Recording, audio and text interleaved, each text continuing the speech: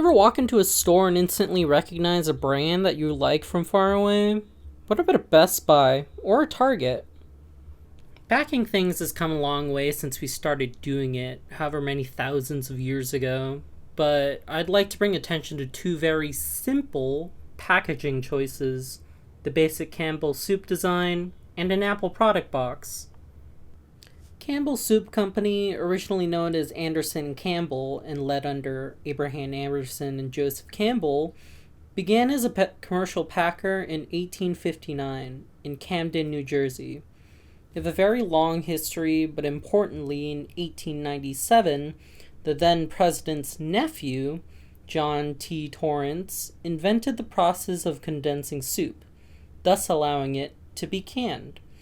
In the following year, in 1898, we see the founding design of the iconic red and white soup can that we can buy today, inspired when an executive visited the Cornell Penn football game and seeing their red and white uniforms.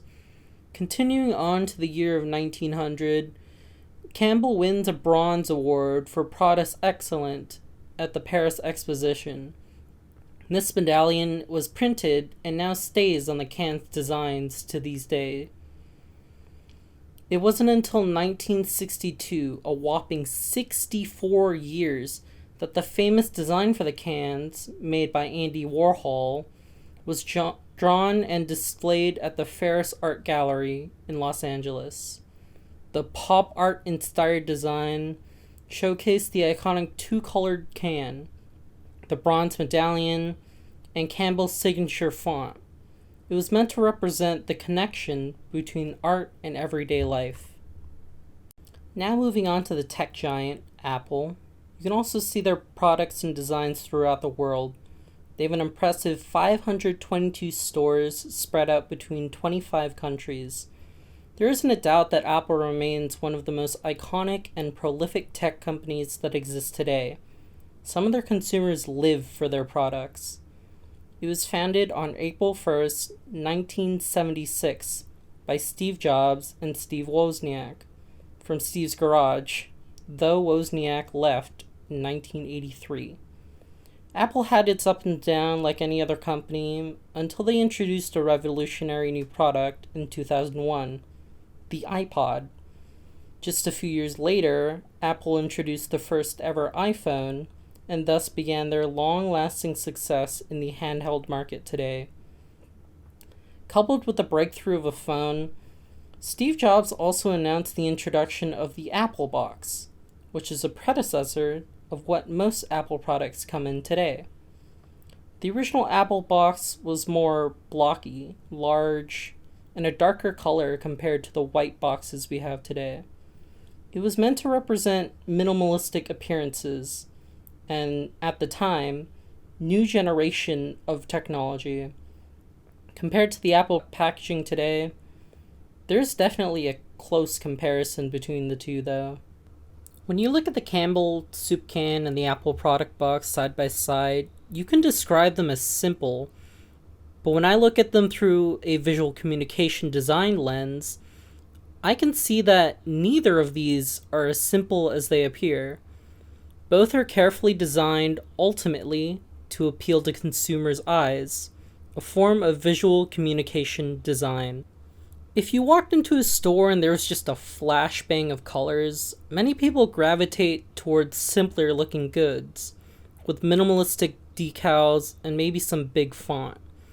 Both the Campbell's soup can and the Apple box do this masterfully. Both have large proportions that are easier to see.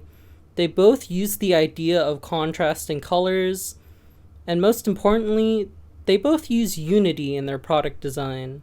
Visually, both of them use what visual communication designers call space. Through the minimalist styles of both products, they allow more space to be available, thus allowing consumers to focus on what little there is to look at. Using their simplified shapes, the products are both easier to look at and hold, allowing for a better experience when handling them. In a literal maze of shelves, boxes, colors, and more, the use of minimalist shapes fonting, and colors allow Apple and Campbell's soup products to stand out more. So much so that many companies have taken after these two, with a multitude of soup companies adopting Campbell's use of less colors on their main products. In the tech world, Apple's box designs have been copied and varied in companies such as Samsung, OneNote, LG, and more. The marketing and simplicity of these two products have allowed them to be known throughout the United States and more. With Apple especially, it is not only about the packaging of the design that has led Apple to be so successful. As mentioned earlier, some consumers live for Apple products. It has grown to their families, friends, and relatives, and basically any social media that we can see today. You can see this in the green and blue bubble chat war between iOS and Android users. With Apple's marketing team, Apple has grown to what we would call a brand loyalty. With this brand loyalty, you can expect consumers to buy a product simply because the name of the company exists on it. The idea of brand loyalty can apply to any brand, so long as they gain the fame, recognition, and ability to hold power over their brand names. Stores such as Best Buy, Target, Costco use this brand loyalty to ensure that consumers return to their stores to buy their products. With Apple especially, there is this large social idea behind Apple products being the best there is, and thus encouraging new users to switch and old users to stay.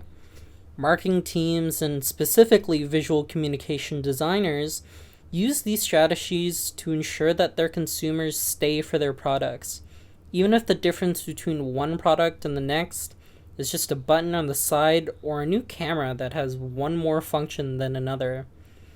I feel like it's important to understand the idea that these designers use the idea of simple to showcase another message. With Apple, it's a message about minimalism because their products are so good that they simply do not need anything else. While for something like Campbell's soup, it's to stand out in a sea of other cans. The use of design has been so ingrained in our society that it has built up a very competitive market in today's world. Flashy colors, big fonts that grab your eyes, anything that can grab your attention and keep it. I feel that in today's world, the idea of simple is never really that simple anymore.